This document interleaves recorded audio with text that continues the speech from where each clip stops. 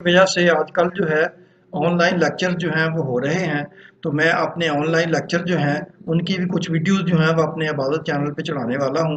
तो वो वीडियोस जो हैं वो बेसिकली मेरे स्टूडेंट्स के लिए हैं। तो अगर और कोई लोग भी देखना चाहें तो वेलकम। लेकिन ये वीडियोस जो है अगर आपके मतलब की ना हो तो आप इसको इग्नोर कर सकते हैं। शुक्रिया। अल्लाह आपका और हम सबका हामी नासिर हो। आमीन।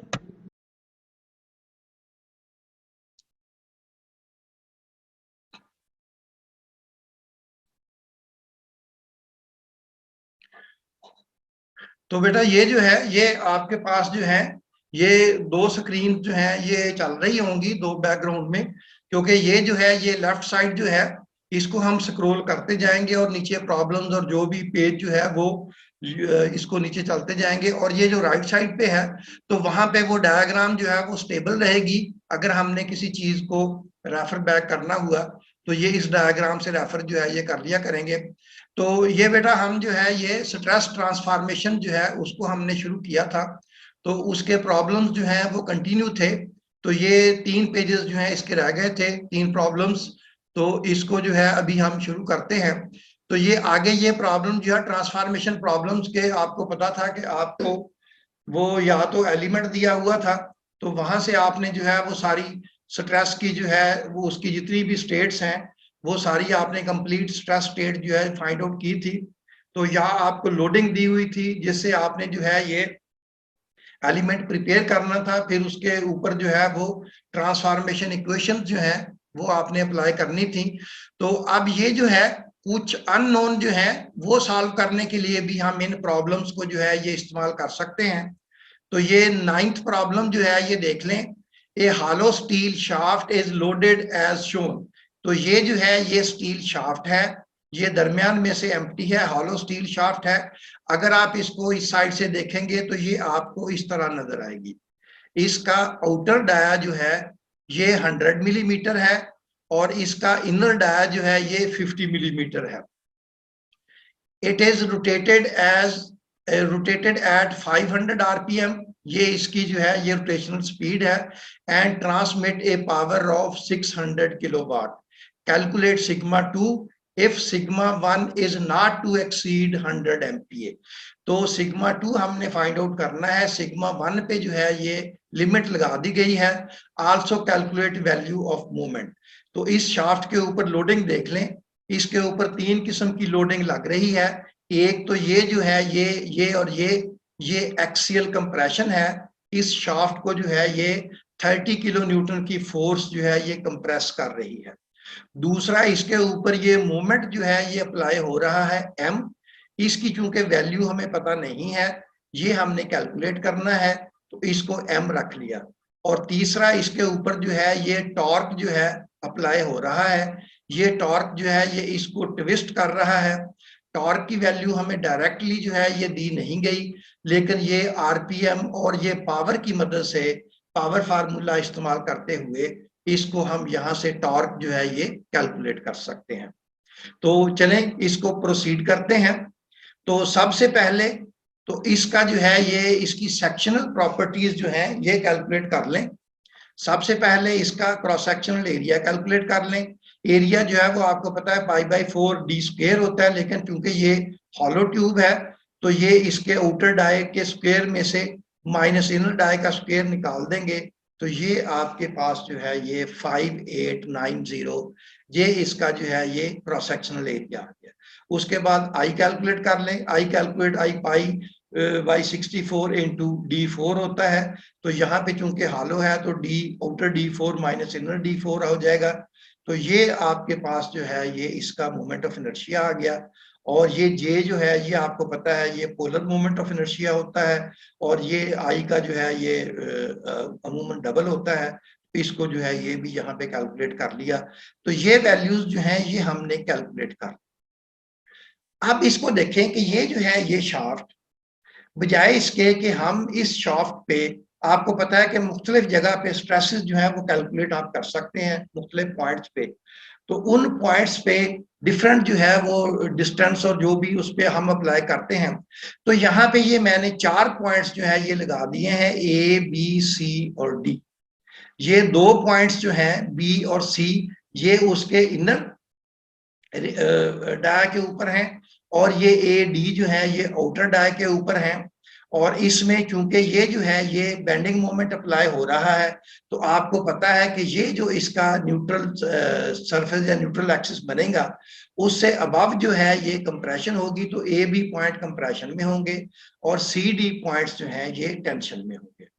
तो और यहाँ पे अब हमने देखना है कि डिसाइड कर लेते हैं कि कौन सा हमारा पॉइंट क्रिटिकल है, ताकि उसी पॉइंट के ऊपर हम ये इक्वेशन जो है ये अप्लाई कर दें और हमारा जो है ये प्रॉब्लम सॉल्व हो जाए। तो यहाँ मैंने ये लिखा हुआ है, point A and D are at the maximum distance from the centre, hence are more critical than C B. आपको पता है कि ये जो फ्लेक्सुरल या बेंडिंग स्ट्रेसेस जो हैं उनका प्रोफाइल ये होता है कि न्यूट्रल एक्सिस पे ये स्ट्रेसेस जो हैं ये जीरो होती हैं और एक्सट्रीम फाइबर्स पे ये स्ट्रेसेस जो हैं ये मैक्सिमम होती हैं। तो बी और सी पॉइंट्स जो हैं ये न्यूट्रल एक्सिस के करीब हैं, इसलिए यहाँ पे बेंडिंग स्ट्रेस इतनी ज्यादा नहीं होगी, जबकि ए और डी पॉइंट्स जो हैं ये न्यूट्रल एक्सिस से ज्यादा दूर हैं। इन पॉइंट्स पे स्ट्रेस की वैल्यू जो है ये ज्यादा होगी, या क्योंकि एक्सट्रीम फाइबर पे हैं तो मैक्सिमम स्ट्रेस होगी। तो इसका मतलब ये हमें पता चल गया कि अब हमारा जो है या हमने एलिमेंट जो है वो पॉइंट ए पे बनाना है या डी पे बनाना है। अब इन दोनों को डिसाइड कर लेते हैं कि कौन सा जो है ये ज्यादा क्रिटिकल होगा। तो अब ये देखें कि point A will be under compression due to axial load.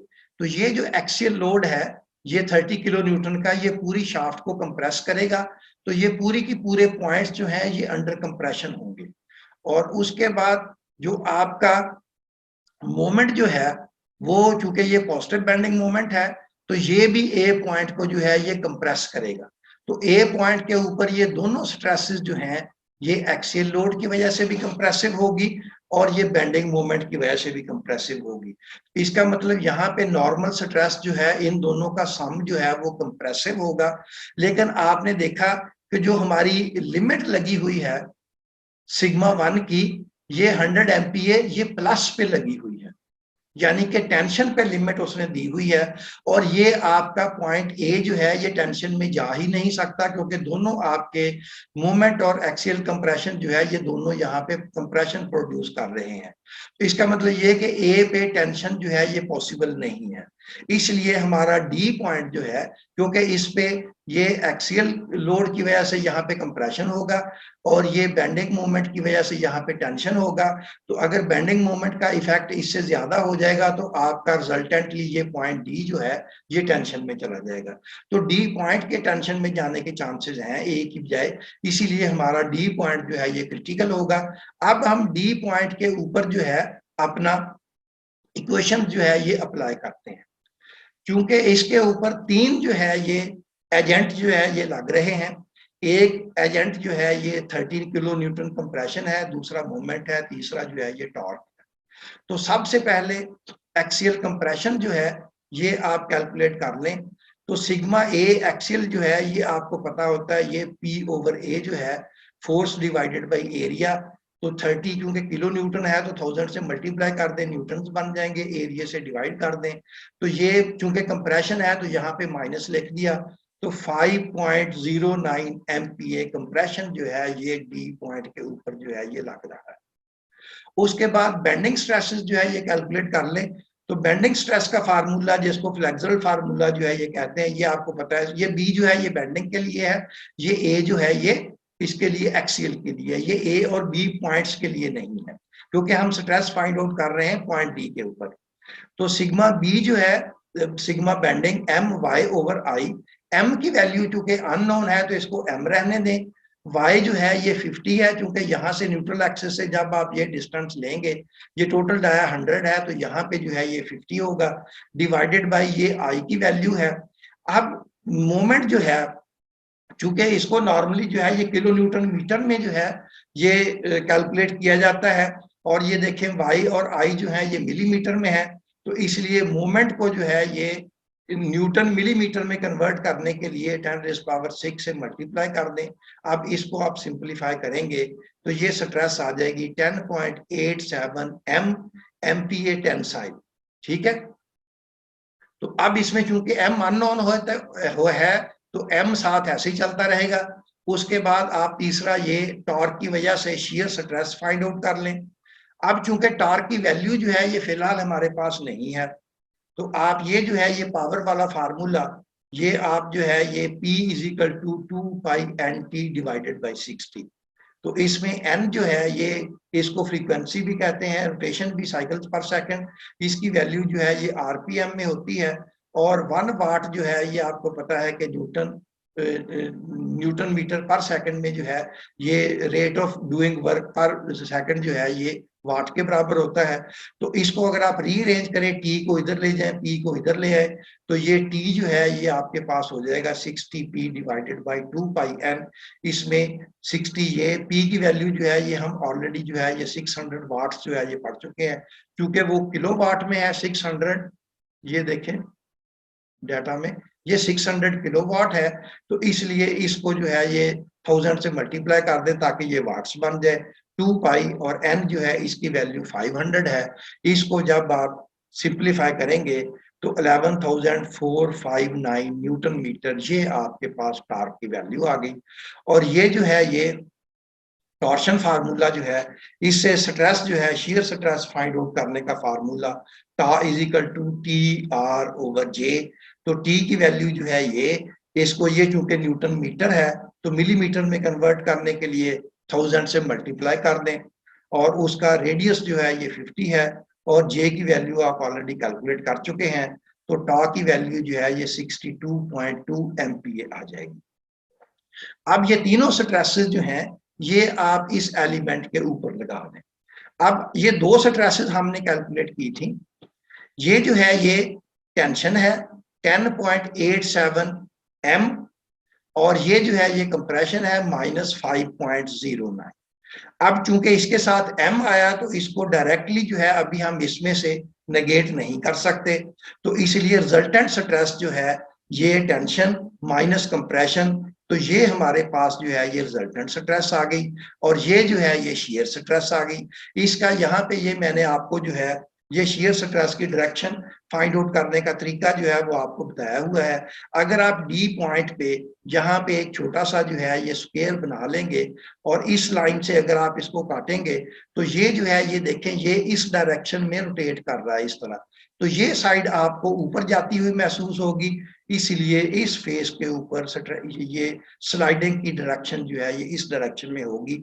तो ये जो है ये आपका एलिमेंट बन गया, शियर स्ट्रेस की डायरेक्शन आ गई। और एलिमेंट बनाने के बाद आपने सबसे पहले ये करना है कि ये जो कोऑर्डिनेट स्ट्रेसेस जो हैं ये लिख लें।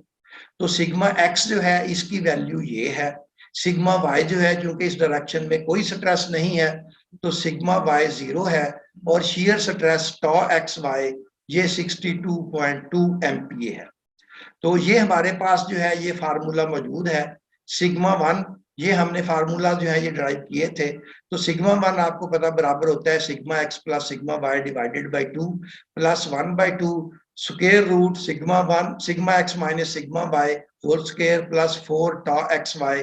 तो ये यहाँ पे बेटा ये स्क्वायर मिस हो गया है, तो ये टॉ एक्स वाई स्क्वायर है, क्योंकि आपने ये फार्मूला जो है ये आप अंडरस्टैंड करते हैं इसको, तो यहाँ पे जो है ये टॉ एक्स वाई स्क्वायर है।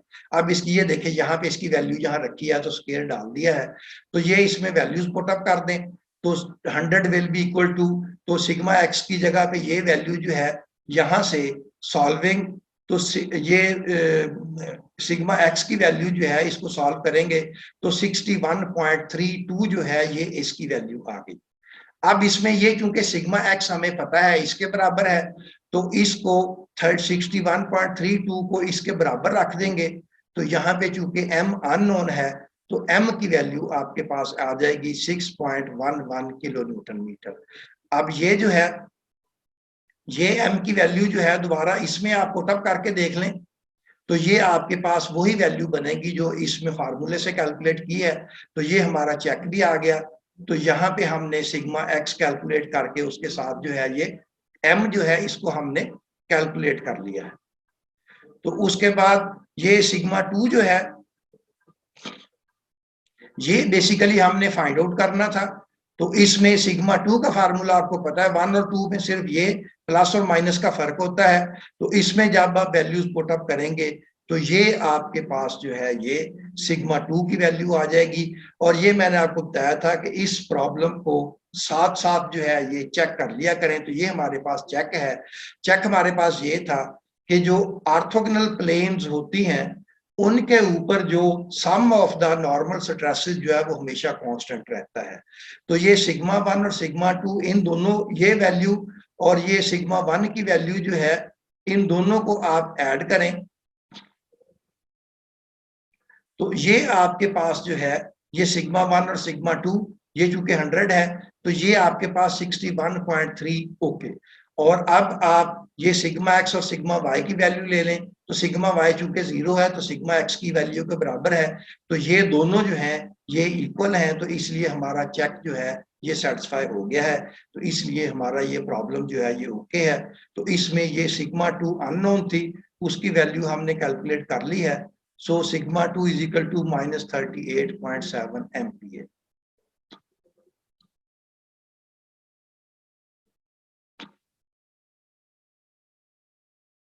तो बेटा ये जो है अब हम दूसरा प्रॉब्लम जो है ये सॉल्व कर लेते हैं। तो सेकंड प्रॉब्लम में ये देखें कि ये जो है ये दो प्लेट्स हैं, ये प्लेट नंबर 1 है, ये प्लेट नंबर 2 है।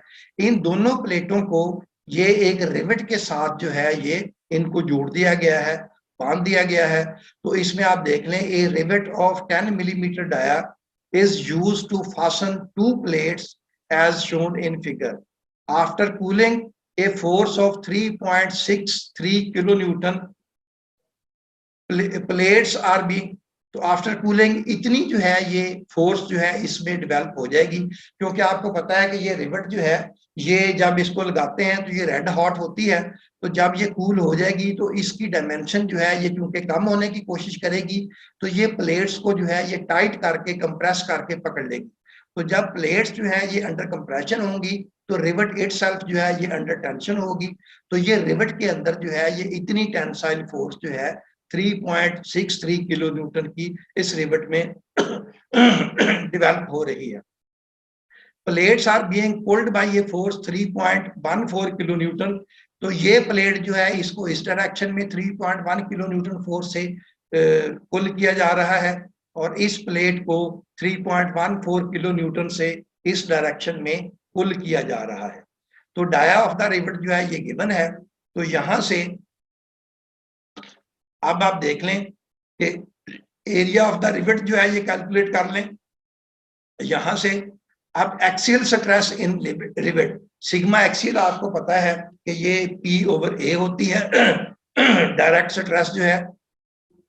तो इसमें वैल्यूज पुट अप कर दें तो ये रिवेट के अंदर ये स्ट्रेस जो है इस डायरेक्शन में 46.2 MPa ये डेवलप हो जाएगी।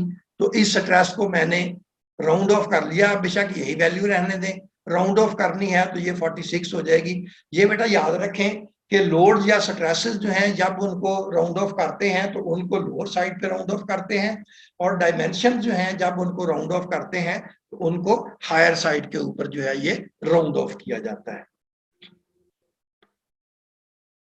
तो अब दूसरी स्ट्रेस जो है ये कैलकुलेट कर लें क्योंकि ये जो है ये भी डायरेक्ट स्ट्रेस जो है ये बेंडिंग स्ट्रेस जो है वो आपको पता है जो टॉर्शनल स्ट्रेसेस है वो TR/J के बराबर होती है। लेकिन ये भी डायरेक्ट शियर प्रोड्यूस हो रही है तो ये V/A के बराबर होगी। इसमें भी वैल्यूज पुट अप कर दें तो ये शियर स्ट्रेस जो है ये आपके पास जो है ये आ जाएगी। तो ये आप जो है यहाँ पे आपके पास जो है ये एलिमेंट जो है ये बन जाएगा। अब इसमें एलिमेंट बनाने के लिए ये तो आपको पता है कि ये एक्सियल स्ट्रेस ये टेंसाइल है और ए को अगर आप इसको जो है ये उसको एलिमेंट मान लें इस पोर्शन को तो जब आप इसको ऊपर खींचेंगे इसको नीचे तो ये इस साइड पे जो है आपको ऐसे लगेगा कि स्लाइडिंग इस डायरेक्शन में हो रही है। तो यहाँ पे ये एक डायरेक्शन में स्ट्रेस की डायरेक्शन बन जाएगी। तो बाकी सारी जो है वो डायरेक्शंस आप लगा लें तो ये आपके पास जो है ये एलिमेंट बन गया। अब इस एलिमेंट पे सिग्मा एक्स जो है ये आपको पता है कि ये 46 पॉजिटिव है, सिग्मा वाई 0 है और टॉ एक्स वाई जो है ये +40 है क्योंकि ये आपके पास जो वर्टिकल कपल है ये जो है ये काउंटर क्लॉकवाइज है। तो ये आपके पास कोऑर्डिनेट स्ट्रेसेस आ गई। अब इन कोऑर्डिनेट स्ट्रेसेस को अप्लाई कर दें तो सिग्मा 1 2 जो है ये फार्मूला आपको पता था, sigma x plus sigma y by 2, यहाँ प्लस माइनस और ये वैल्यूज, तो सिग्मा 1 सिग्मा 2 जो है इसमें आप वैल्यू सब्स्टिट्यूट कर दें तो ये आ जाएगा 23 प्लस माइनस ये, तो सिग्मा 1 जो है ये दिस प्लस इस दिस, अगर आप ये करेंगे तो ये आपके पास सिग्मा 1 की वैल्यू आ जाएगी और ये आपके पास जो है ये सिग्मा 2 की वैल्यू आ जाएगी। तो इस प्रॉब्लम में आपने प्रिंसिपल स्ट्रेसेस जो है ये फाइंड आउट करनी थी, तो ये आपके पास जो है ये प्रिंसिपल स्ट्रेसेस जो है ये फाइंड आउट हो गई। उसके बाद ये जो है ये एक डिजाइन प्रॉब्लम है, तो डिजाइन प्रॉब्लम में आपको पता है कि आपके पास जो है वो लोडिंग सारी जो है वो मौजूद होती है, लेकिन डायमेंशंस जो हैं ये आपके पास नहीं होती। इसलिए डिजाइन प्रॉब्लम में ये देख लें, a shaft is loaded as shown in figure, if sigma is not exceeding 60 MPa, find dia of the solid shaft, dia of the hollow shaft if inner dia is 60% of the outer dia. यानी कि इस problem को हमने 2 दफा solve करना है, एक दफा शाफ्ट को जो है ये सॉलिड ज्यूम करना है, फिर दूसरी दफा उसको हॉलो ज्यूम करना है। तो ये इसको जो है ये देख लें, ये फिगर जो है ये इधर मैं दोबारा जो है ये इसको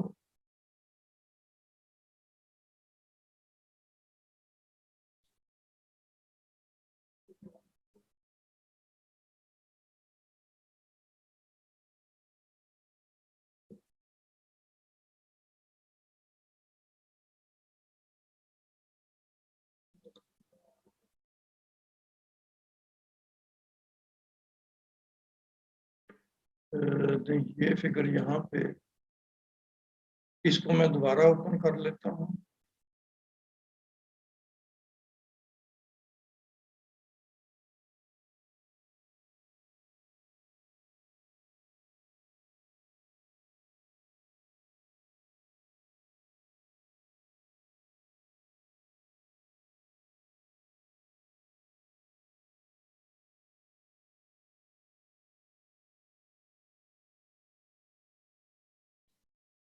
हाँ, ये फिगर यहाँ पे आपके सामने रहेगी।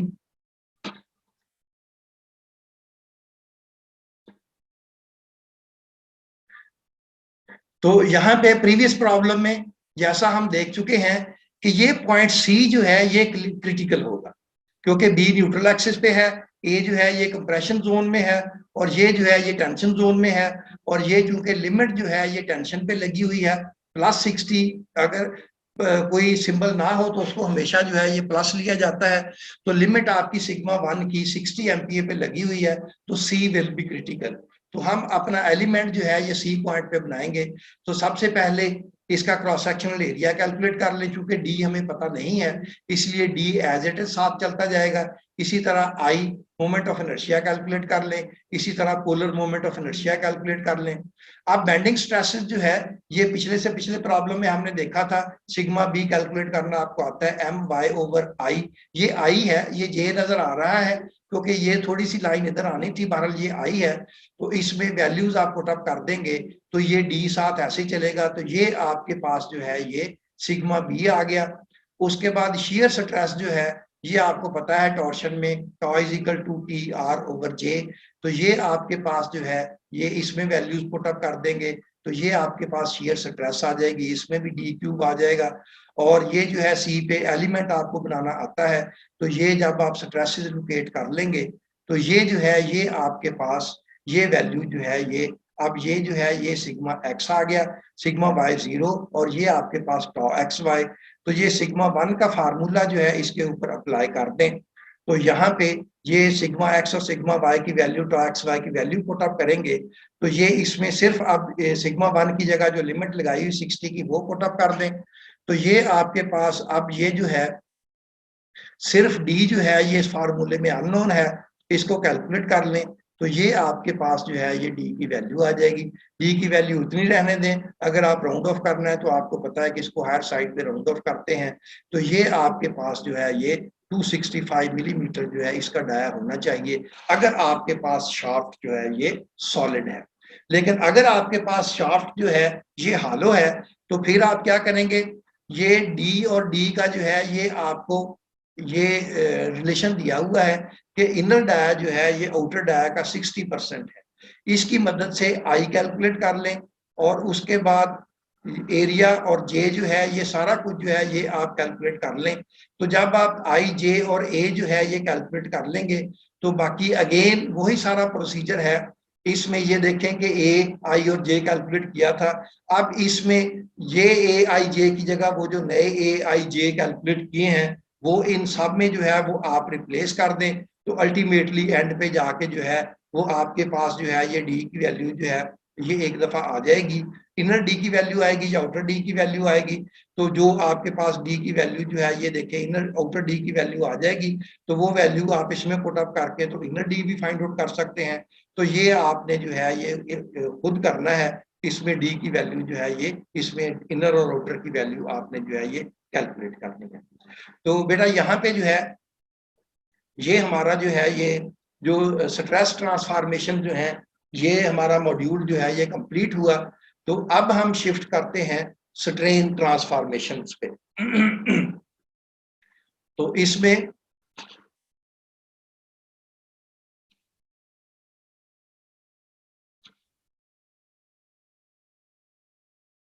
तो ये मैंने जो है ये 2-3 मिनट के लिए अनम्यूट की ऑप्शन जो है ये ऑन कर दी है। तो आप में से कोई एक दो लड़के जो हैं वो मुझे बताएं कि आपको ये आवाज आ रही, सारा समझ आ गया? हेलो जी सर, आवाज आ रही है। हाँ, समझ आ गया बेटा सारा? जी सर। जी सर। कोई अगर क्वेश्चन हो, नहीं तो आप ऐसे करें कि ये क्वेश्चन जो है ये साथ साथ जो है ये नोट करते जाए। तो ये क्वेश्चन जो है ये हम एंड पे कोशिश करेंगे कि ये क्वेश्चन जो है वो ले लूं। और उसमें एक ये भी करें कि ये जो है अगर हमारा 40 मिनट के बाद ये जूम सेशन जो है ये एक्सपायर हो गया तो उसी लिंक पे दोबारा जाएं, वो सुना है दोबारा एक्टिवेट हो जाता है। अगर एक्टिवेट ना हो तो फिर हम इसको जो है मैं दोबारा जो है वो 5 मिनट के अंदर अंदर आपको नया लिंक भेज दूंगा। तो वहां पे फिर हम जो है इसको जो है वो देख लेंगे। तो ये अब जो है हम नया मॉड्यूल जो है ये शुरू करते हैं।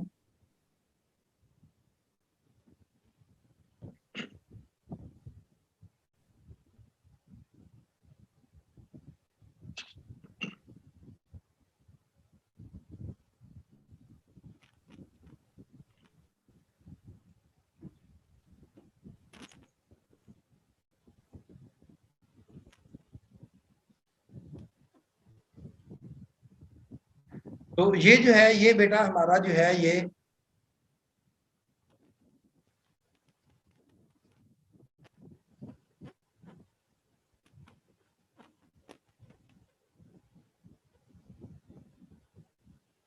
मॉड्यूल नंबर 3 है। इसको शुरू करते हैं। ये स्ट्रेन ट्रांसफॉर्मेशन, जिस तरह हमने moment of inertia equation transformation की थी इसी तरह हमने stress transformation equations find out की थी। तो अब हम स्ट्रेन ट्रांसफॉर्मेशन जो है उस पर शिफ्ट होते हैं। इसको कम्प्लेक्स स्ट्रेन सिस्टम भी कहते हैं और इसको स्ट्रेन ट्रांसफॉर्मेशन भी कहते हैं। तो सबसे पहले जो है ये कुछ छोटी सी जो टर्म्स जो है वो देख लें। नॉर्मल स्ट्रेन जो है, the strain produced in axial and lateral directions are called normal strain.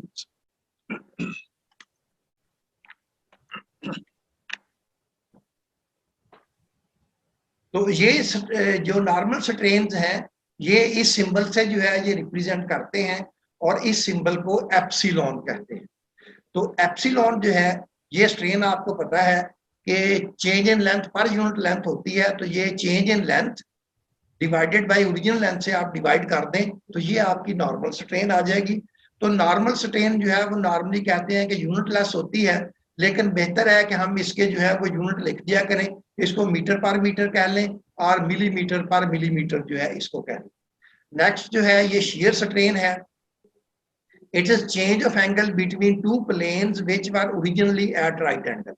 तो ये देखें कि ये जो है अगर आपका ये ओरिजिनल एलिमेंट है तो इसमें ये एंगल जो है ये 90 है। तो अब ये इसके ऊपर जो है ये शियर स्ट्रेन जो है इसके ऊपर अप्लाई हो रही हैं। तो आपको पता है कि शियर में दो एरोज जो हैं वो एक कॉर्नर पे इकट्ठे होते हैं, दो एरोज जो हैं वो दूसरे कॉर्नर पे अपोजिट पे। और ये जो दूसरे दो कॉर्नर्स हैं उनके ऊपर जो है एरोज की टेल जो है ये इकट्ठी होती हैं। तो अब अगर देखें कि ये दोनों एरो जो हैं इस एलिमेंट को इधर पुल करने की कोशिश करेंगे, ये दोनों एरो जो है इसको इधर पुल करने की कोशिश करेंगे। तो ये जो डॉटेड लाइन जो है ये बनी हुई है, तो ये इस स्ट्रेन के असर के तहत ये आपका एलिमेंट जो है ये इस तरह होने की कोशिश करेगा। तो जब आपका एलिमेंट इस तरह होने की कोशिश करेगा तो ये जो चारों एंगल पहले 90 थे अब ये 90 नहीं रहेंगे, ये एंगल जो है ये चेंज होने की कोशिश करेंगे। तो ये दो एंगल जो अपोजिट हैं ये ओपन अप होने की कोशिश करेंगे और ये जो अपोजिट एंगल जो है ये कंट्रैक्ट होने की कोशिश करेंगे। तो ये एंगल 90 से कम हो जाएंगे और ये एंगल जो है ये 90 से बड़े हो जाएंगे। तो इसलिए अब ये एंगल जो है ये चेंज होके 90 से ये थीटा हो गया है। तो चेंज इन एंगल क्या होगा, वो चेंज इन एंगल जो है वो शियर स्ट्रेन होगा। तो ओरिजिनली एंगल जो है ये 90 था, इसमें से ये जो अब जो नया चेंज एंगल है वो थीटा है। तो 90 में से थीटा को आप निगेट कर देंगे तो ये जो है ये आपके पास शियर स्ट्रेन आ जाएगी 90 माइनस थीटा। तो ये जो शियर स्ट्रेन है इसको जो है ये आप इसके यूनिट्स जो है ये डिग्रीज में नहीं मेजर करने, इसको हमेशा जो है ये रेडियंस में मेजर किया जाता है। अब उसके बाद ये जो पॉइजन रेशियो है ये देख लें। If axial tensile force is applied on a body its length will increase. ये फर्ज किया एक कोई सी आपके पास शाफ्ट है, इस शाफ्ट को अगर आप इस पी फोर्स के साथ पुल करेंगे, ये इसकी ओरिजिनल लेंथ है। तो अब ये जो है ये इसकी लेंथ जो है वो यहां से लेके यहां तक हो जाएगी। तो जाहिर है कि ये आपकी शाफ्ट जो है ये इस डायरेक्शन में भी इंक्रीज करेगी, इस डायरेक्शन में भी इंक्रीज करेगी।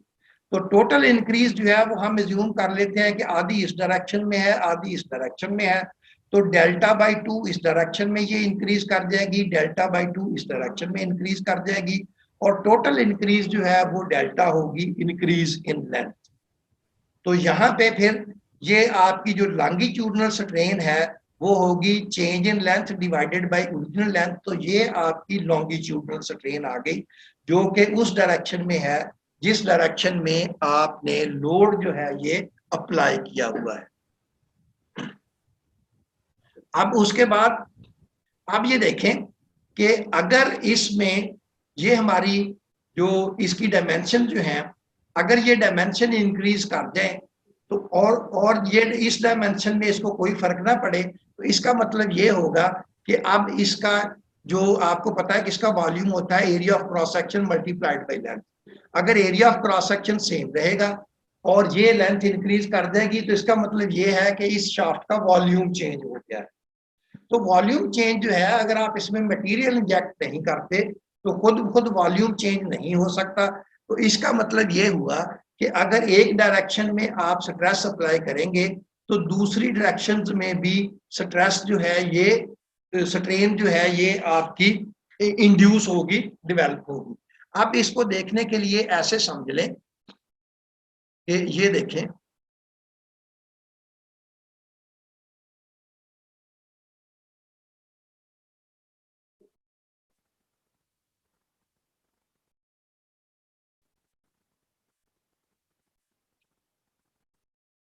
ये देख लें ये वो एलिमेंट है जिसपे हमने जो है ये स्ट्रेस ट्रांसफॉर्मेशन इक्वेशन जो है ये हमने ड्राइव की थी।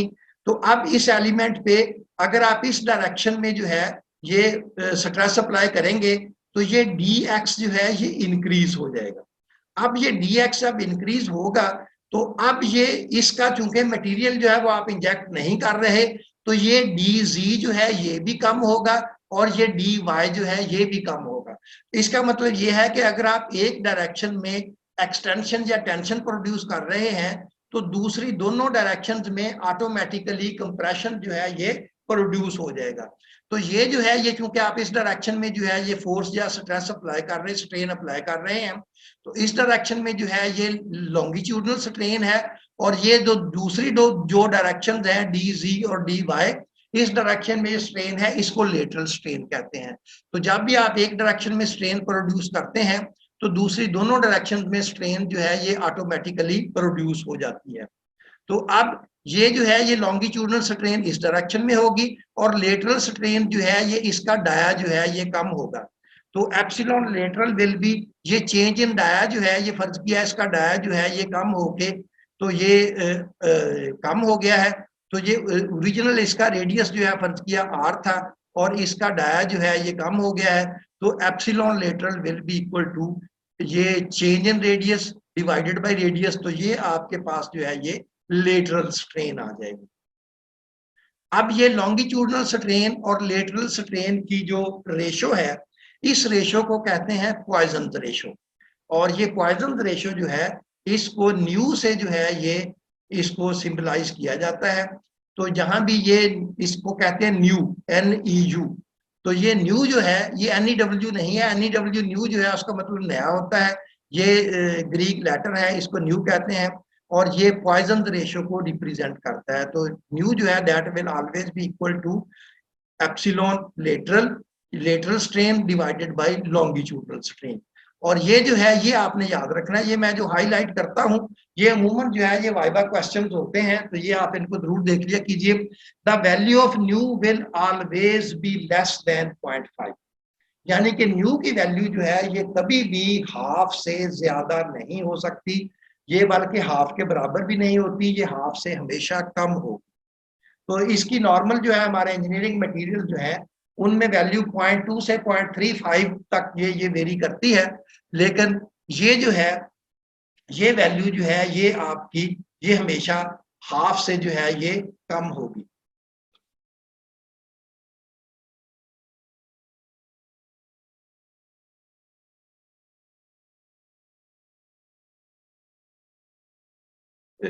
जी राबिया, आपने कुछ सवाल पूछना है? हेलो राबिया की आवाज नहीं मुझे आ रही। बेटा आप अपना सवाल जो है ये नोट कर लें, तो इसको बाद में जो है ये देख लेंगे। आपकी आवाज मुझ तक नहीं आई तो यहाँ शो हो रहा था कि आपने जो है ये हाथ खड़ा किया है। तो बहरहाल ये अब हम आगे चलते हैं। तो ये न्यू की वैल्यू जो है ये हमेशा 0.5 से कम होगी। तो अब ये आप नोट कर लें कि ये जो है ये जो लॉन्गिट्यूडनल और लेटरल स्ट्रेन जो है इनके साइंस हमेशा अपोजिट होंगे। अगर लॉन्गिट्यूडनल स्ट्रेन टेंसाइल है तो ये लेटरल स्ट्रेन जो है ये हमेशा उसके अपोजिट होंगी, ये कंप्रेसिव होंगी। और अगर लॉन्गिट्यूडनल स्ट्रेन कंप्रेसिव है तो ये आपकी लेटरल स्ट्रेन जो है ये टेंसाइल होंगी। और ये जो है ये हमेशा इसका इफेक्ट जो है ये है कि इनका साइन हमेशा आपस में अपोजिट होगा। उसके बाद ये पॉइजन रेशो जो है इसका इफेक्ट देख लें कि अगर आप ये सिग्मा एक्स जो है ये अप्लाई करते हैं तो ये आपकी स्ट्रेस जो है वो एक डायरेक्शन में स्ट्रेन डेवलप नहीं होगी, स्ट्रेन तीनों डायरेक्शन में डेवलप होगी। यानी कि स्ट्रेस एक डायरेक्शन में आपने अप्लाई की तो सिग्मा एक्स जो है ये पॉजिटिव होगा, लेकिन ये आपकी एप्सिलॉन एक्स जो है ये पॉजिटिव होगा और एप्सिलॉन वाई और एप्सिलॉन जी ये दोनों जो है ये आपके नेगेटिव होंगे। अगर ये टेंसाइल है तो ये कंप्रेशन है। तो फ्रॉम इक्वेशन 3 ये जो आपकी ये 3 नंबर इक्वेशंस थी, तो यहां से अगर आप देखें तो ये जो है ये lateral strain divided by longitudinal strain. तो यहां से अगर हम लेटरल स्ट्रेन कैलकुलेट करना चाहें तो लॉन्गिट्यूडनल स्ट्रेन को इधर शिफ्ट कर दें। तो अगर आप लॉन्गिट्यूडनल स्ट्रेन को पॉइजन रेशो से मल्टीप्लाई कर दें तो आप लेटरल स्ट्रेन जो है ये इजीली कैलकुलेट कर सकते हैं। तो लॉन्गिट्यूडनल स्ट्रेन को पॉइजन रेशो से मल्टीप्लाई कर दें तो लेटरल स्ट्रेन जो है जो दूसरी डायरेक्शन में स्ट्रेन खुद प्रोड्यूस हो रही है उसको कैलकुलेट किया जा सकता है। तो अब यहां पे ये देख लें कि अगर आप सिर्फ सिग्मा एक्स अप्लाई करेंगे तो ये एप्सिलॉन एक्स जो है जो डायरेक्ट या लॉन्गिट्यूडनल स्ट्रेन है वो sigma x over modulus of elasticity ये होगी, जबकि दूसरी दोनों डायरेक्शंस में एप्सिलॉन जी और एप्सिलॉन वाई ये बराबर होगी माइनस न्यू इनटू ये लेटर लॉन्गिट्यूडनल स्ट्रेन है। यहां हमने देखा कि लॉन्गिट्यूडनल स्ट्रेन को आप पॉइजन रेशो से मल्टीप्लाई कर देंगे तो ये आपके पास जो है ये लेटरल स्ट्रेन आ जाएंगी। अगर ये पॉजिटिव है तो ये दोनों नेगेटिव। उसके बाद अगर आप सिर्फ सिग्मा वाई अप्लाई करते हैं तो ये एप्सिलॉन वाई जो है ये अब लॉन्गिट्यूडनल स्ट्रेन होगी, ये दोनों लेटरल स्ट्रेन होंगी, तो ये new into longitudinal strain. Similarly अगर आप ये जो है ये सिग्मा वाई नहीं है, ये सिग्मा जी है, अगर आप सिर्फ सिग्मा जी अप्लाई करते हैं तो एप्सिलॉन जी जो है ये आपकी लॉन्गिट्यूडनल स्ट्रेन होगी और ये दोनों जो है ये लेटरल स्ट्रेन होंगी और ये minus nu divided by epsilon ये उसकी लॉन्गिट्यूडनल स्ट्रेन। अब ये जो है इसमें ये हमने ज्यूम किया है कि ये मटेरियल जो है ये ऑर्थोट्रॉपिक है। ऑर्थोट्रॉपिक मटेरियल वो होता है कि जिसमें 90 डिग्री के ऊपर मॉडुलस ऑफ इलास्टिसिटी जो है इनकी वैल्यू कांस्टेंट होती है। तो कुछ मटेरियल ऐसे हैं कि जिनमें एक्स ई वाई ई जी डिफरेंट भी होती हैं डिफरेंट डायरेक्शन में, तो यहाँ ये तीनों जो है ये बराबर है, ये हमने एज्यूम किया है। अगर ये बराबर ना हो तो फिर लेटरल स्ट्रेन जो है वो डिफरेंट हो जाए। तो अब अगर ये हमने यहाँ देखा कि अगर इंडिविजुअल स्ट्रेन जो है ये अप्लाई हो स्ट्रेसेस अप्लाई हो रही हैं तो ये तीनों स्ट्रेन जो है ये डेवलप होंगी। अब फर्ज करें कि ये तीनों स्ट्रेसेस जो है ये एट ए टाइम अप्लाई हो रही है, तो इसका मतलब ये है कि ये एक्स डायरेक्शन में जो स्ट्रेन प्रोड्यूस हो रही है इसकी वजह से भी प्रोड्यूस होगी, इसकी वजह से भी प्रोड्यूस होगी और इस सिग्मा जी की वजह से भी प्रोड्यूस होगी। तो जब तीनों अप्लाई हो रही हैं तो ये तीनों स्ट्रेन जो है ये अप्लाई होंगी। तो अगर हम इनको सम कर लें तो epsilon x will be equal to this strain plus this strain plus this strain. So epsilon x will be equal to sigma x over E minus nu over E sigma x plus sigma y. तो similarly बाकी भी जो है इसी तरह जब आप epsilon Y calculate करेंगे तो epsilon y will be equal to this plus this plus this. तो ये एप्सिलॉन वाई की इक्वेशन आ जाएगी, ये एप्सिलॉन जी की इक्वेशन आ जाएगी। तो अब जब भी आपने स्ट्रेन जो है वो कैलकुलेट करनी है तो वो तमाम जो आपकी स्ट्रेसेस जो है उनको आपने कंसीडर करना है। इसलिए हमें जो है ये 2D में रहते हुए भी मजबूरन जो है वो 3D में जाना पड़ता है ताकि जो लेटरल स्ट्रेन जो है वो भी अपना इफेक्ट जो है वो शो कर दे।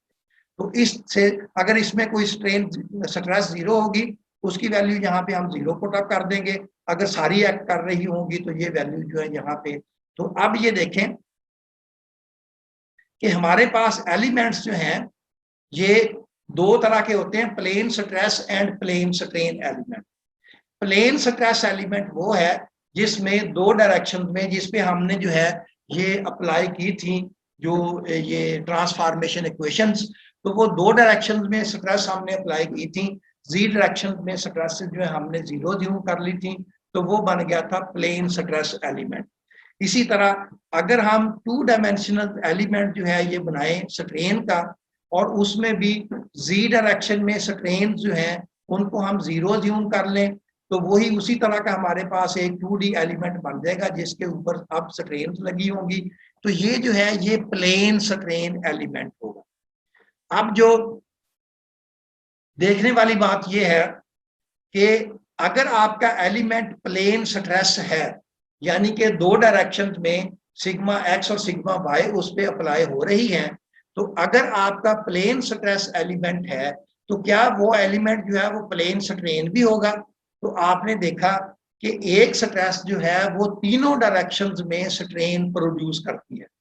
तो अगर दो स्ट्रेसेस लग रही हैं तो स्ट्रेन जो है वो तीनों डायरेक्शंस में लग रही होंगी, तो इसलिए जो प्लेन स्ट्रेस एलिमेंट होगा वो प्लेन स्ट्रेन एलिमेंट नहीं होगा, वो जो है वो आपका स्पेस में जो है वो 3D स्ट्रेन एलिमेंट होगा। इसी तरह अगर आपका कोई एलिमेंट जो है वो प्लेन स्ट्रेन एलिमेंट है,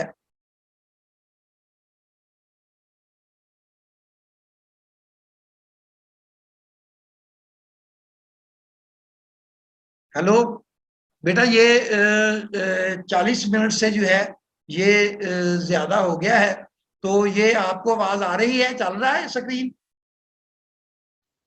जी सर आ रही है आवाज। अच्छा आवाज आ रही, ठीक है बेटा हम इसको कंटिन्यू करते हैं। तो शुक्र है कि उन्होंने जो है ये 40 मिनट पे बंद नहीं किया, तो मैं दोबारा आपको अनम्यूट करके जो है ये फिर शुरू कर देता हूं।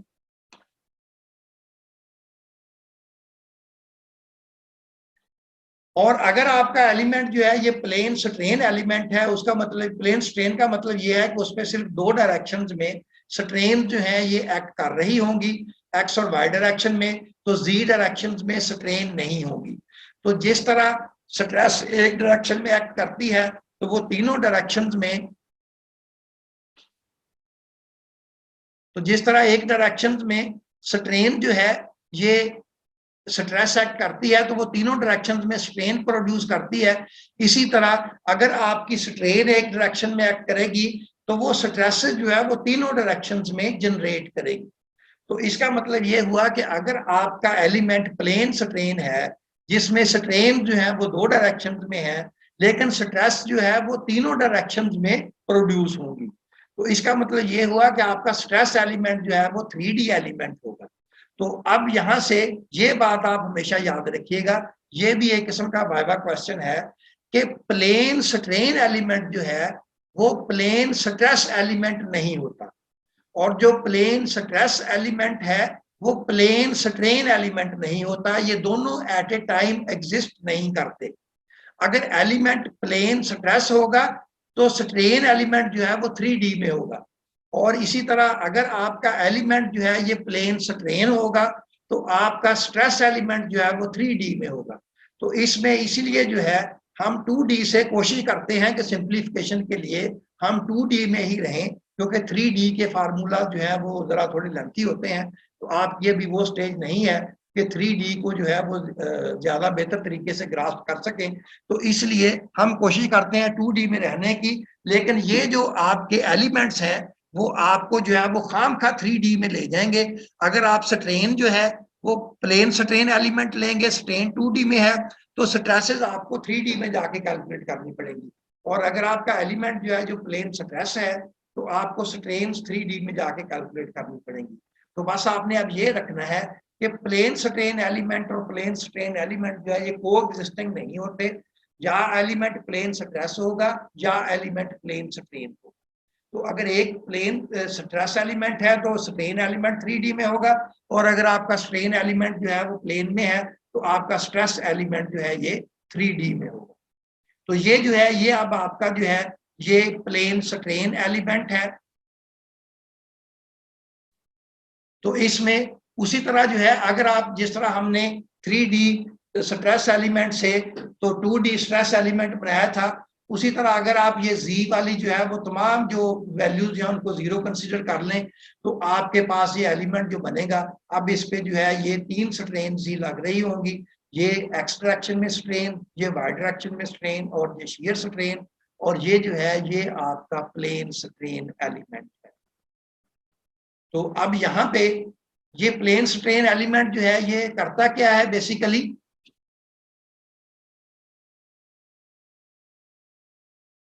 तो ये जो है ये देखें कि ये आपका जो है ये प्लेन स्ट्रेस एलिमेंट मैंने बनाया हुआ है।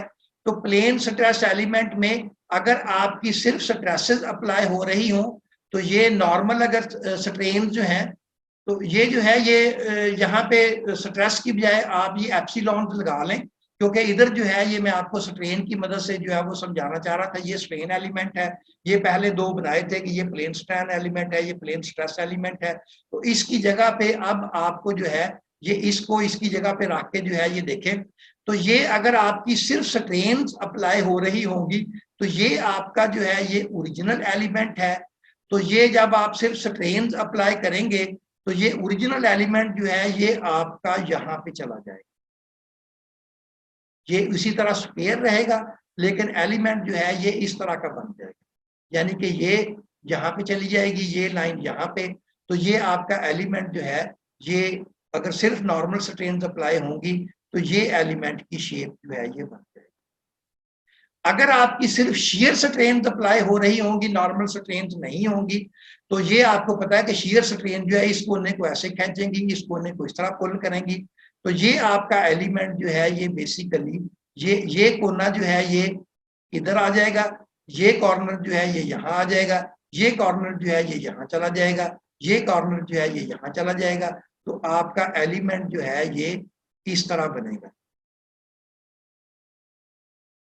ठीक है। तो ये, और अगर हम इन दोनों को कंबाइन कर दें तो जाहिर है कि इस डायरेक्शन में ये कॉर्नर आपका यहाँ चला गया था, ये कॉर्नर यहाँ आ गया।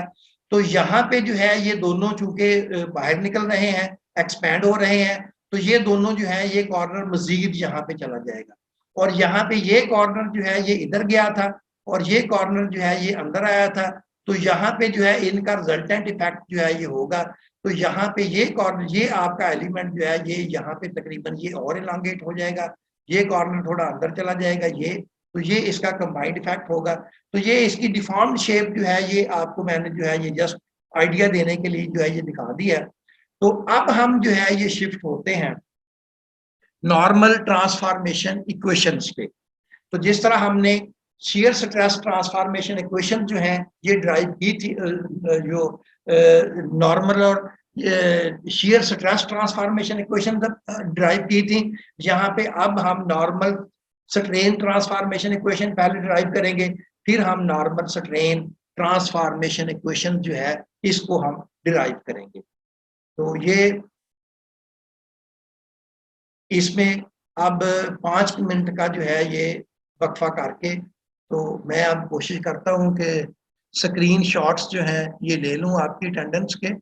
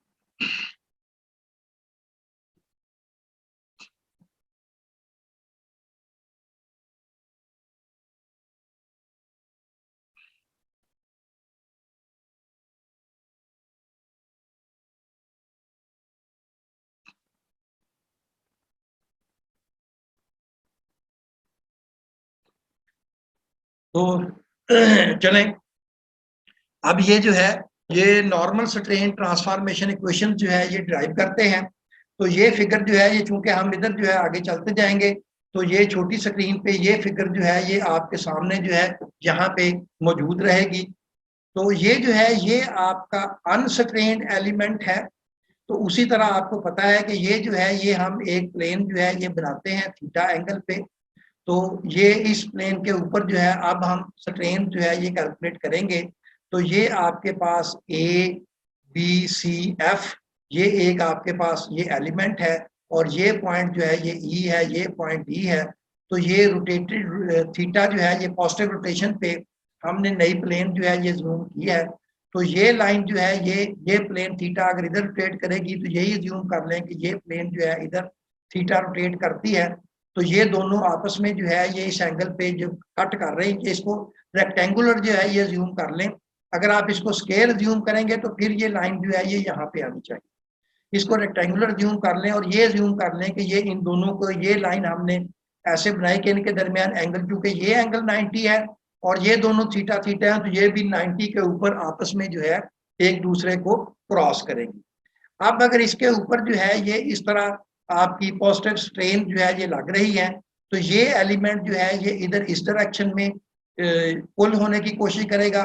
तो जब ये एलिमेंट इधर पुल होगा तो ये जो है ये एलिमेंट ये अंदर आने की कोशिश करेगा, ये पॉइंट अंदर आने की कोशिश करेगा।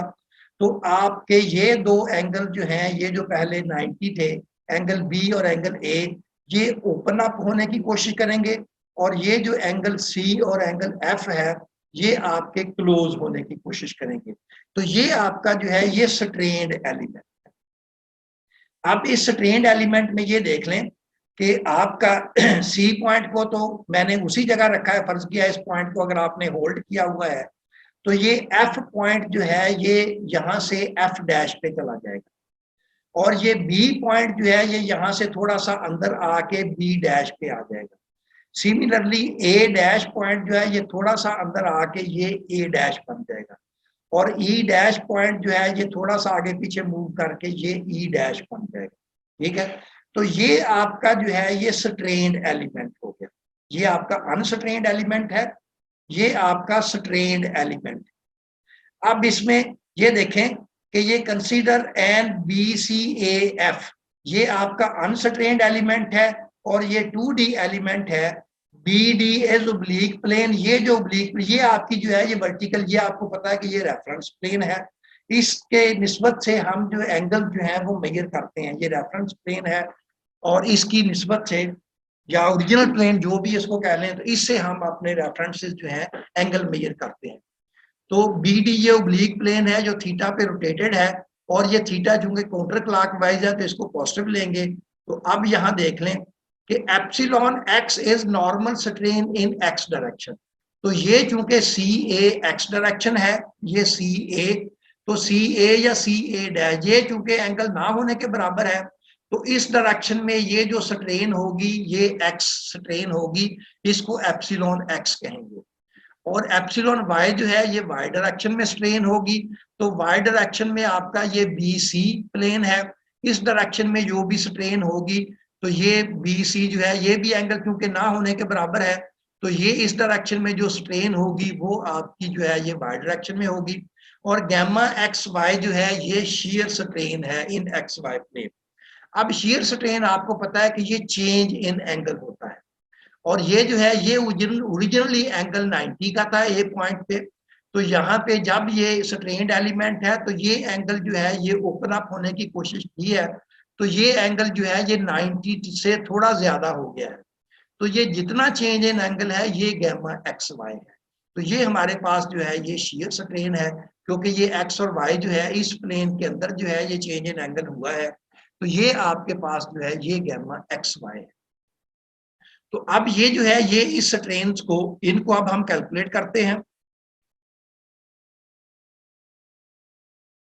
बस इस एलिमेंट्स को आपने जो है ये सामने रखना है।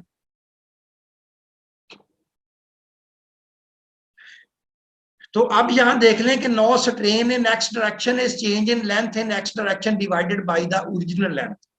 तो एप्सिलॉन एक्स किसके बराबर होगी? ये जो सी ए, सी डैश और ए डैश है, ये इसकी न्यू लेंथ है इस लाइन की। इसकी ओरिजिनल लेंथ थी वो सी ए थी, इसकी न्यू लेंथ जो है वो सी डैश ए डैश है। तो हम न्यू लेंथ में से इसकी ओल्ड लेंथ जो है ये निकाल देंगे, तो ये आपके पास जो है ये चेंज इन लेंथ आ जाएगा।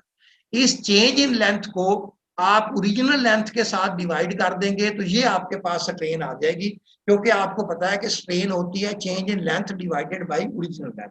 तो एक्स डायरेक्शन में आपकी ये चेंज इन लेंथ, ये आपकी चेंज इन, ये आपकी जो नई लेंथ है ये आपकी पुरानी है, इन दोनों को निगेट करेंगे, चेंज इन लेंथ आ गया, इसको ओरिजिनल से डिवाइड कर दिया, तो ये आपके पास एप्सिलॉन एक्स आ गया। Now we know C dash A dash जो है ये किसके बराबर है? सी डैश ए डैश, ये बराबर है original length plus change in length delta x. तो ये सी डैश ए डैश जो है ये बराबर है C A original length plus change in length. तो यहाँ पे हम इसको लिख सकते हैं कि ये ऐसे ही, तो इसमें से अगर आप सी ए जो है ये कॉमन निकाल लें इसमें से, तो सी ए जो है ये बाहर आ जाएगा, तो यहाँ पे 1 और यहाँ पे delta X over C A. अब डेल्टा एक्स क्या है? Change in length in x direction, और सी ए क्या है? Original length in x direction. तो this will be actually equal to epsilon x.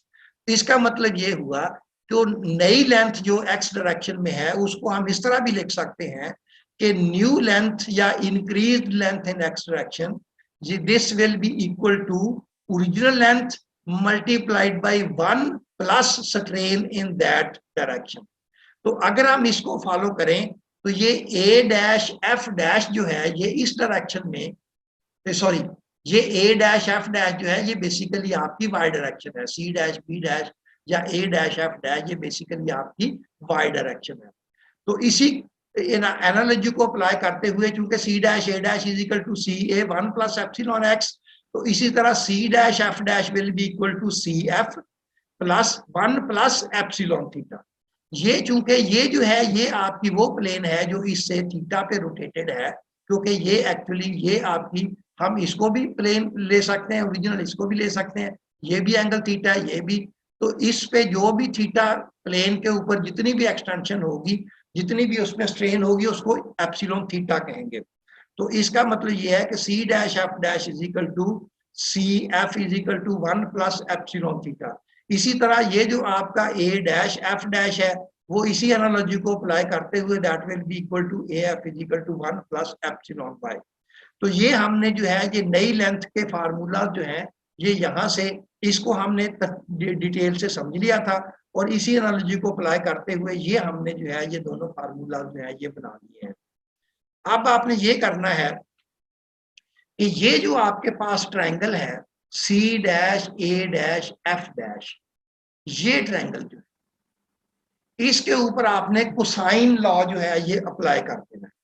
तो कोसाइन लॉ आपको पता है कि ये होता है C square is equal to A square plus B square minus 2ab cos theta. Theta जो है ये वो एंगल होता है जिसके रेफरेंस से आप कोसाइन लॉ अप्लाई करते हैं। तो इसके अपोजिट जो है ये लेंथ जो है ये सी होती है, और ये जो है इसकी एडजेसेंट लेंथ जो है ये ए बी होती हैं। तो यहाँ पे जब आप अप्लाई करेंगे यही कोसाइन लॉ, तो ये जो है ये सी डैश एफ डैश जो है ये सी की, क्योंकि इस एंगल के हिसाब से हम कोसाइन लॉ जो है ये अप्लाई कर रहे हैं, तो आपकी ये लेंथ जो है ये सी होगी। तो इस पे ये फार्मूला आप अप्लाई कर दें तो C dash F dash will be equal to, ये ए की जगह आ जाएगी, ये बी की जगह आ जाएगी, तो C dash A dash square plus A dash F dash square minus 2 C dash A dash F dash, उसके बाद cos 90 plus gamma X Y. तो इसमें क्योंकि ये एंगल जो है ये 90 प्लस गैमा एक्स वाई। अब इसमें ये वैल्यूज जो है ये आपने सब्स्टिट्यूट कर देनी है, ये जो यहाँ पे हमने कैलकुलेट की थी ये values, C dash A dash की जगह C A 1 plus epsilon x, A dash F dash की जगह A F 1 plus epsilon x, और सी डैश एफ डैश की जगह C F 1 plus epsilon theta. तो ये देखें कि ये सी एफ की जगह पे ये वैल्यू आ गई, सी ए की जगह पे ये वैल्यू आ गई, और सी ए डैश एफ डैश की जगह पे ये वैल्यू आ गई। तो ये वैल्यू जो है ये हमने इसमें रिप्लेस कर दी हैं। और उसके बाद अब इसको जो है ये स्क्वायर जो है ये ओपन कर लें, तो ये स्क्वायर ओपन करने के बाद आपके पास ये वैल्यूज आ जाएंगी। अब इसमें हमने 3 असम्पशन जो है ये करनी, इस फार्मूले को सिंपलीफाई करने के लिए हमने 3 असम्पशन जो है ये करनी है। सबसे पहले आपको पता है कि स्ट्रेन की वैल्यू जो है ये बहुत ही कम होती है, ये 0.000 अमूमन 3 या 4 जीरो होते हैं, उसके बाद जाके जो है आगे एक डिजिट जो है ये आता है न्यूमेरिकल वैल्यू। तो ये स्ट्रेन की वैल्यू जो है ये इंतहाई कम होती है। तो एप्सिलॉन थीटा, एप्सिलॉन एक्स और एप्सिलॉन वाई जो है इसकी वैल्यू जो है ये इंतहाई कम है। तो आपको पता है कि अगर कोई फंक्शन जो है या कोई चीज जो है उसकी वैल्यू बहुत ही कम हो तो उसका स्क्वायर जो है वो हम निगलेक्ट कर सकते हैं। तो इसीलिए हम ये epsilon theta square, epsilon x square, epsilon y square इसको 0 ज्यूम कर लें, इनकी वैल्यू जो है ये निगलेक्ट कर दें। एक तो हमने ये करना है, तो जहां जहां ये इनके स्क्वायर आ रहे हैं ये वैल्यूज हम निगलेक्ट कर देंगे। उसके बाद आपको पता है कि अगर एंगल जो है, चूंकि ये गैमा एक्स वाई जो है ये एंगल बहुत ही कम है, ये रेडियंस में इसकी वैल्यू जो है जो आप देखेंगे कि पॉइंट्स में होगी, तो आपको पता है कि अगर एक एंगल जो है वो बहुत ही कम हो तो साइन ऑफ एंगल थीटा जो है वो ऑलमोस्ट उस एंगल के बराबर होता है। ये फार्मूला आपने पढ़ा होगा, sine of x is equal to x, जबकि एक्स की वैल्यू जो है ये बहुत ही कम है। और दूसरी हमने ये जंक्शन करनी है, तीसरी जंक्शन। तो ये तीनों जंक्शन इसमें हमने अप्लाई करनी है। तो ये आपको पता है कि एप्सिलॉन एक्स जो है, ये स्ट्रेन की वैल्यू जो है ये बहुत ही कम है। ये मैंने आपको बताया कि पॉइंट के बाद जो है ये 3 या 4 जीरोस होते हैं, उसके बाद जाके एक न्यूमेरिकल वैल्यू जो है ये आती है।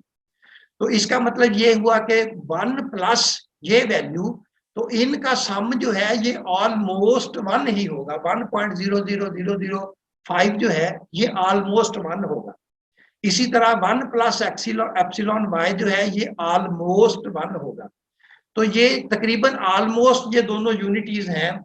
तो ये दोनों ऑलमोस्ट यूनिटीज जो हैं, अगर आप इन दोनों को मल्टीप्लाई करेंगे तो आंसर जो है ये ऑलमोस्ट यूनिटी होगा। तो ये मैंने यहाँ लिखा, product of two almost unity terms is also a unity. तो अब ये वैल्यू जो है इसमें रिप्लेस कर दें, ये 0 हो जाएगा, ये 0 हो जाएगा, ये 0 हो जाएगा। इसी तरह ये दोनों का मल्टीपल जो है ये यूनिटी हो जाएगा, क्योंकि ये ऑलमोस्ट जो है ये यूनिटी हो गया है। तो अब इसको जब इन तीनों को रिप्लेस करेंगे तो आपके पास ये इक्वेशन जो है ये बच जाएगी, C F square is equal to 1 plus 2 epsilon theta is equal to, ये इक्वेशन आपके पास बच जाएगी। अब इस इक्वेशन में अगर आप ये जो है ये देखें, सी ए एफ, ये जो आपके पास ट्रायंगल है, इस ट्रायंगल में इस थीटे के हिसाब से A F over C F जो है वो होगा साइन थीटा, और ए सी ओवर सी एफ ये होगा कॉस थीटा। तो इसमें, और दूसरा ये है कि ये चूंकि राइट एंगल, ये एंगल राइट है, ये राइट एंगल ट्रायंगल है, तो A F square plus C F square C A square will be equal to C F square. तो इसमें ये जो है ये पाइथागोरस थ्योरम जो है ये राइट एंगल ट्रायंगल वाला, ये इसमें सब्स्टिट्यूट कर दें तो ये आपके पास जो है इस वैल्यूज में से ये आपके पास ये वैल्यू जो है ये बच जाएगी। ये इसको सिंपलीफाई कर लें और उसके बाद इसको 2cf स्क्वायर से अगर आप डिवाइड कर दें तो इधर एप्सिलॉन थीटा रह जाएगा, ये आपके पास वैल्यूज आ जाएंगी। और ये सी ए ओवर सी एफ स्क्वायर जो है ये जो कि कॉस थीटा है तो ये कॉस स्क्वायर थीटा हो जाएगा, और ये जो कि साइन थीटा है तो ये साइन स्क्वायर थीटा हो जाएगा। इसी तरह ये कॉस थीटा साइन थीटा, तो ये equation epsilon x square is equal to epsilon x cos square theta epsilon y sine square theta plus sine theta cos theta gamma x Y. तो यहाँ से इसको रीअरेंज कर लें तो ये वैल्यू जो है ये आपको पता है कि कॉस स्क्वायर थीटा हमने उसमें ये इसके बराबर पुट अप किया था स्ट्रेस ट्रांसफॉर्मेशन इक्वेशन में, ये इसके बराबर है। ये वैल्यूज आप रिप्लेस करेंगे तो ये आपके पास जो है ये इक्वेशन आ जाएगी। इस इक्वेशन को कहते हैं normal strain on oblique plane in terms of coordinate strains और नॉर्मल स्ट्रेन ट्रांसफॉर्मेशन इक्वेशन। ये हमारी नॉर्मल स्ट्रेस ट्रांसफॉर्मेशन इक्वेशन आई थी, ये आपको जो है ये इक्वेशन ज़बानी याद है। तो इसमें और इसमें आप देखें कि रत्ती बराबर फर्क नहीं है सिवाय एक फर्क के। सिर्फ हुआ ये है कि सिग्मा की जगह पे एप्सिलॉन रिप्लेस हो गया, sigma theta epsilon theta, sigma x epsilon x, sigma y epsilon y, और ये जो आपके पास जो है वो टॉ एक्स वाई जो शेयर स्ट्रेस है उसकी जगह पे gamma x y divided by 2। तो ये हमेशा याद रखें कि जो स्ट्रेन ट्रांसफॉर्मेशन इक्वेशन जो है वहां पे जब शेयर स्ट्रेस की जगह पे शेयर स्ट्रेन रिप्लेस होगी तो वो डिवाइडेड बाई 2 के साथ आएगी। इसको कहते हैं सेमी शेयर स्ट्रेन। तो ये स्ट्रेन ट्रांसफॉर्मेशन इक्वेशन में जहां जहां भी शेयर स्ट्रेन आएंगी वो हमेशा सेमी शेयर स्ट्रेन होंगी। तो ये बेटा आपका जो है ये नॉर्मल स्ट्रेन ट्रांसफॉर्मेशन इक्वेशन आ गई। अब हम शेयर स्ट्रेन ट्रांसफॉर्मेशन इक्वेशन जो है 15 मिनट है, इसको भी जल्दी जल्दी जो है ये कर लेते हैं। तो अब यहाँ पे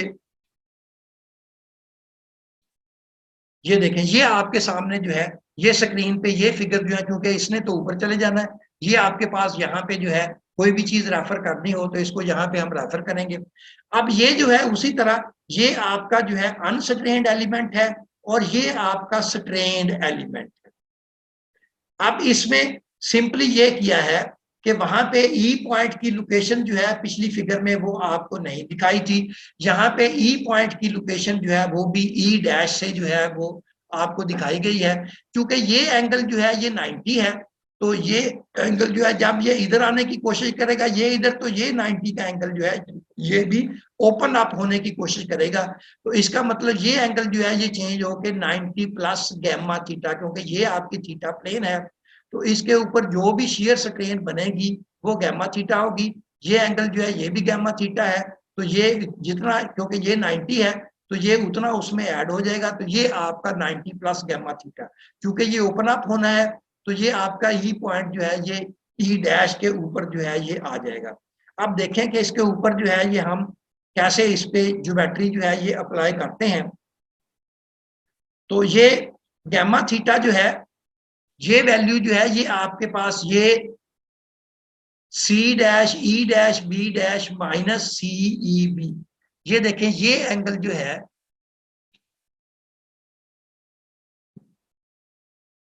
ये angle C dash E dash B dash, ये एंगल है 90 प्लस गैमा थीटा।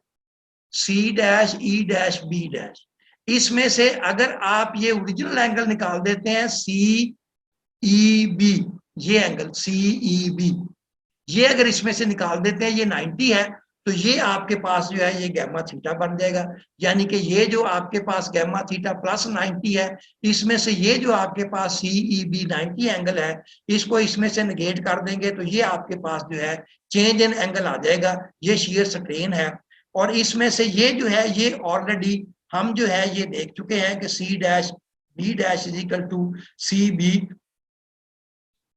ये देखें ये जो है ये पिछले एलिमेंट में जब हमने ये इसकी डेरिवेशन जो है ये शुरू की थी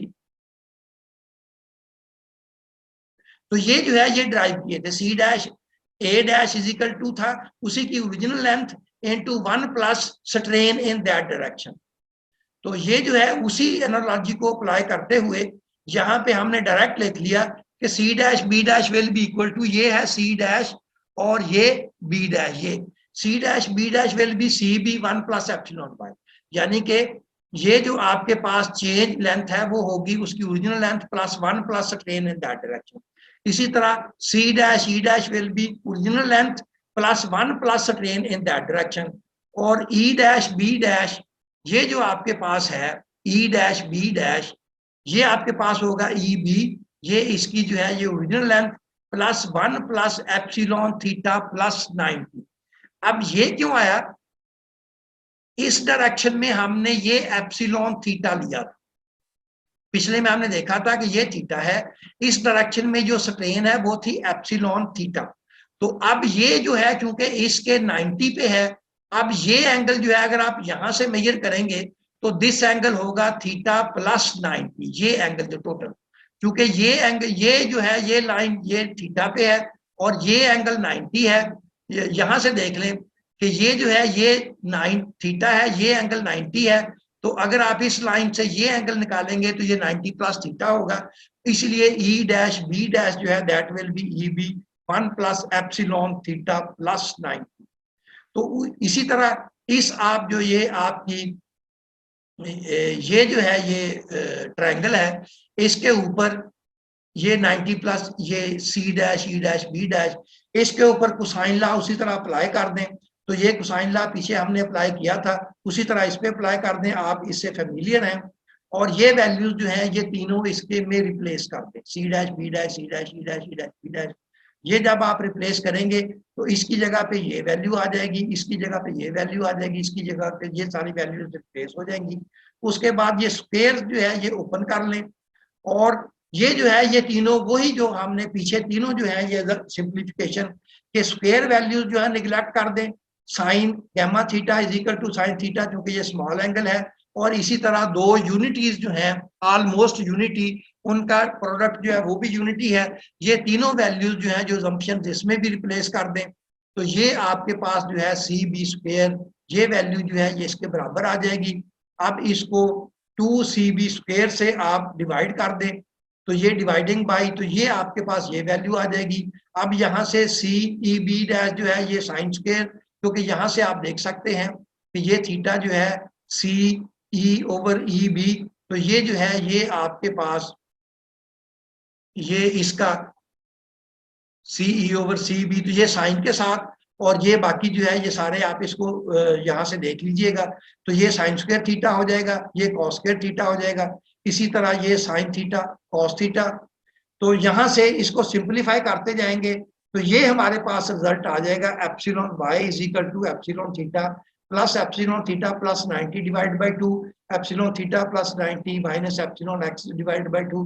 तो ये जो है ये आपके पास इक्वेशन आ गई। ये बिल्कुल उसी तरह की इक्वेशन जो है जो strain normal strain transformation equation थी, लेकिन जहां पे हमारे पास प्रॉब्लम ये आ गया कि एप्सिलॉन एक्स और एप्सिलॉन वाई जो है ये तो हमें कोऑर्डिनेट स्ट्रेन हैं, तो हमने एक्चुअली एप्सिलॉन थीटा जो है ये फाइंड आउट करना।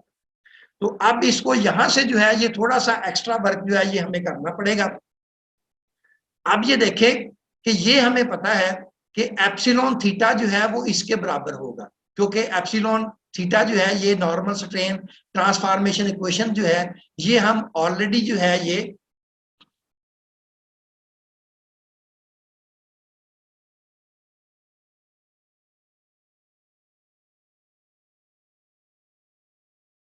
ड्राइव कर चुके हैं, ये एप्सिलॉन थीटा की इक्वेशन।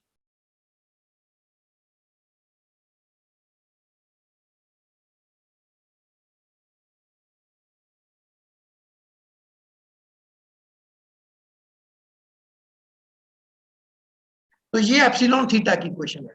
आपको पता है कि ये थीटा की इक्वेशन जो है ये आपको हर एंगल पे वैल्यू देगी।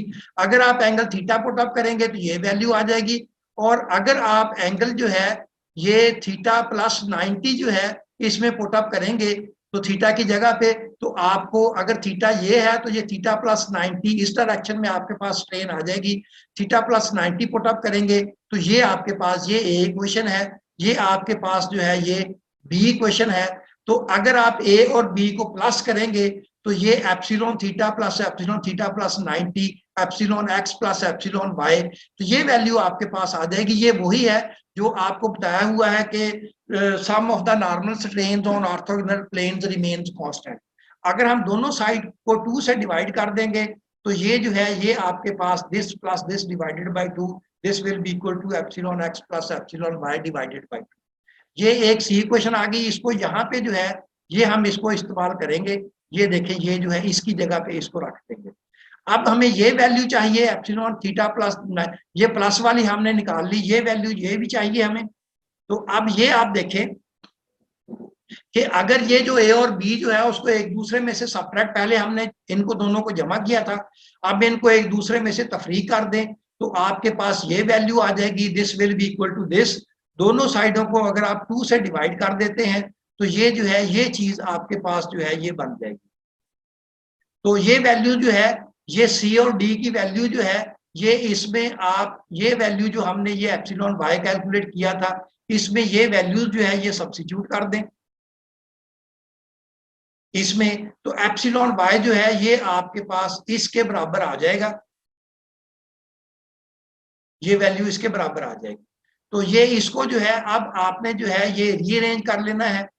तो इसको रीअरेंज करेंगे क्योंकि ये एप्सिलॉन इसको इधर ले आए, एप्सिलॉन वाई को इधर शिफ्ट कर दें, इसको आप रीअरेंज करेंगे तो ये आपके पास जो है ये साइन 2 थीटा को भी उधर शिफ्ट कर दें तो ये गैमा थीटा बाई 2 जो है ये आपके पास ये इक्वेशन जो है ये आ जाएगी। ये शेयर स्ट्रेन ट्रांसफॉर्मेशन इक्वेशन है, ये वही है जो शेयर स्ट्रेस ट्रांसफॉर्मेशन इक्वेशन थी, साइंस भी वही है। सिंपली ये है कि नॉर्मल ये शेयर स्ट्रेस की जगह पे शेयर स्ट्रेन आ गई लेकिन ये डिवाइडेड बाई हाफ होगी। इसी तरह यहाँ पे टॉ एक्स वाई की जगह पे गैमा एक्स वाई हो गया और ये भी आपकी जो है ये डिवाइडेड बाई 2 हो गई। तो ये मैंने आपको बताया था कि शेयर स्ट्रेसेस की जगह पे जहां जहां शेयर स्ट्रेन्स आएंगी वो डिवाइडेड बाई 2 हो जाएंगी और कोई फर्क नहीं पड़ेगा। तो ये डिवाइडेड बाई 2 यहाँ पे जब ये आ जाएंगी तो ये इनको सेमी शेयर स्ट्रेन्स कहते हैं, तो बाकी जो है ये वैल्यूज वही रहेंगी। तो यहाँ अब ये देख लें कि ये सारी वही क्वेश्चन जो हैं जो हमने इसी तरह ये चूंकि क्वेश्चन सेम है तो बाकी क्वेश्चन सारी आप जो है ये ड्राइव कर सकते हैं। सिंपली जहां जहां पे शेयर स्ट्रेस या शेयर स्ट्रेन थी उसकी जगह पे वो नॉर्मल स्ट्रेस या नॉर्मल स्ट्रेन जो है वो कर दें और जहां जहां शेयर स्ट्रेन आएगी उसको डिवाइडेड बाई 2 कर दें। यहाँ पे टॉ एक्स वाई थी तो गैमा एक्स वाई 2 हो जाएगा। सिमिलरली यहाँ पे टॉ एक्स था तो ये गैमा एक्स बाई 2 हो जाएगा मिनिमम, और यहाँ पे टॉ एक्स वाई था तो गैमा एक्स बाई 2 हो जाएगा। तो जहां जहां शेयर स्ट्रेसेस हैं वहां पे आपने सेमी शेयर स्ट्रेन जो है उसको आपने जो है इसके ऊपर जो है ये कर देना है रिप्लेस, बाकी सारे फार्मूले जो है ये एज इट इज वही रहेंगे। तो यहाँ तक जो है ये इसको अब हम वाइंड अप करते हैं। तो ये कल जो है ये आपको मैं मोहर का स्ट्रेन सर्कल जो है वो बनाना भी बताऊंगा, और उसके बाद बाकी जो है ये फिर उसी तरह उसका जो है ये इसके प्रॉब्लम जो है ये करेंगे। तो यहाँ पे इसको जो है ये अब हम जो है ये स्टॉप करते हैं। तो बेटा अगर आप जो है ये किसी का अगर कोई क्वेश्चन हो तो वो जल्दी जल्दी जो है ये पूछ लें। आपको बेटा बात आ रही है, आवाज आ रही है? हेलो? यस सर, आ रही है आवाज। अच्छा, आवाज आ रही है। जी तो जी बेटा सर, ये आ दो रही तीन है, मिनट है, आवाज आ रही। अगर किसी का एक एक बंदा जो अगर किसी का क्वेश्चन हो तो पूछ ले, नहीं तो फिर इसको यहाँ वाइंड अप करते हैं।